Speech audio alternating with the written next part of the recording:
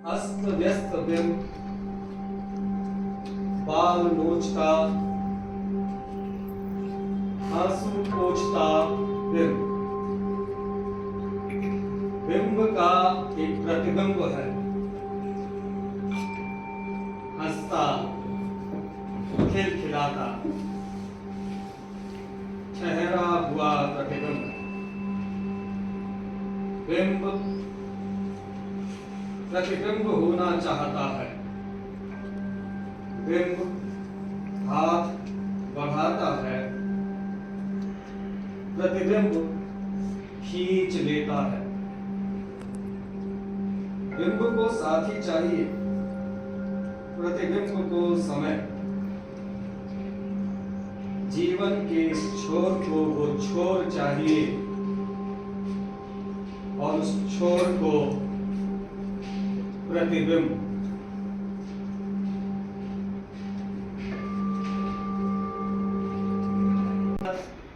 जीवन की घटनाएं रात तले कहीं गुम हो जाती है, पर ठेठ बचपन की कोई याद जिंदगी भर नहीं बुझती।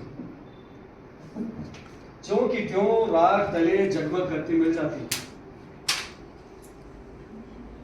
आज मैं एक आप सबके सामने लेखक की तरह बात कर रहा हूं, लेकिन उन दिनों मैं एक कोरा मोरा पाठक ही था। कोई किताब हाथ लगी नहीं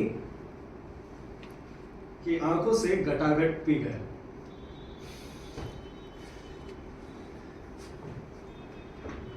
मैं 9वीं कक्षा में पढ़ता हूं।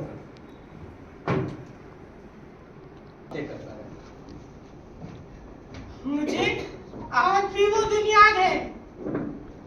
मैं छुट्टियों में अपने मामा मामी के घर जाया करता था। उधर मुझे बहुत मजा आया करता था। मेरे मामा साइकिल पर गांव में कुल्फी बेचा करते थे।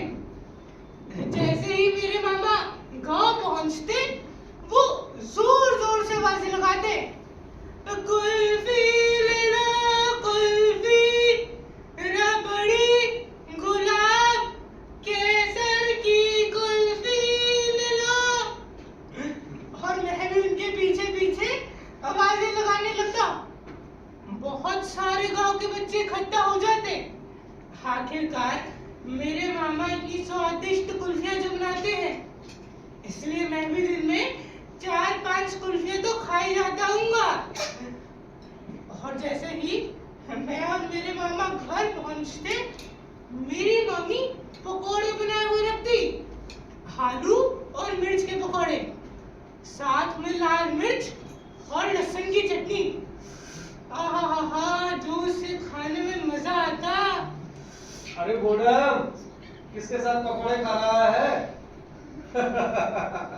पागल कहेगा, अपने से ही बातें करता रहता है। संगी साथी जब तक उसे चिढ़ाते, लेकिन उस पर कोई फर्क ही नहीं पड़ता, मानो पत्थर से कहा गया। और वो मंद मंद मुस्कुराने लगता। हॉस्टल में रह करके मेरे पास बहुत सारा मजेदार मसाला इकट्ठा हो गया था।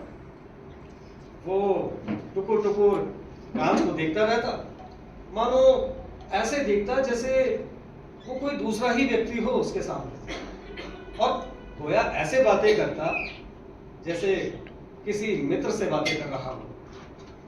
अरे उन्हें छोड़ो, वो तो है ही पागल, उन्हें जाने दो। अरे तुम अपना बताओ। मैं बताऊं? तू बता, तू इस बार तिमाही में फेल कैसे हुआ? मैं अकेले थोड़ा ना फेल हुआ हूँ। कक्षा के आधे से ज्यादा लड़के फेल हुए हैं। अरे दूसरों के बारे में छोड़, हैं? अपनी हैसियत पे रहना चाहिए। अरे गरीब माँ बाप कितनी मुश्किल से तुझे पढ़ाते हैं, हैं? और तू सब भूल गया? तूने ऐसा किया तो तू अच्छा नहीं होगा। पर्चे बहुत कठिन आए। अच्छा, अकेले तेरे के लिए कठिन आए? बाकी लड़के कैसे पास हुए? मेहनत तो बहुत करता हूँ, इम्तिहान के नाम से ही जोड़ी चढ़ती है। जो कुछ आता जाता है आके बातें खूब बनाने लगा है। अरे ढंग से पढ़ाई करेगा तो तेरा ही फायदा होगा, नहीं तो मैं बता देता हूं, अगर कुछ गलत हुआ तो आगे तू ही देखना। गांव के विद्यालय में 7 के बच्चे मुझे मेरे गरीब होने पर चिढ़ाते और कई बार मारते भी। मुझे शिक्षकों से हमेशा पीड़ित होना पड़ता।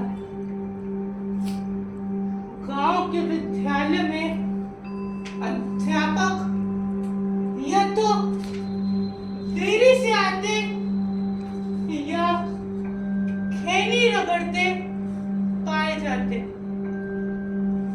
6 विषयों के लिए केवल 2 अध्यापक।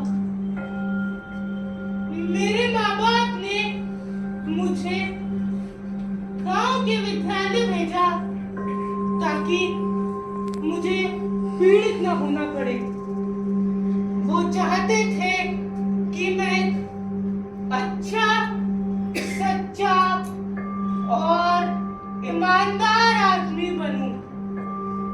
अच्छा, सच्चा और ईमानदार आदमी बनूं। अच्छा,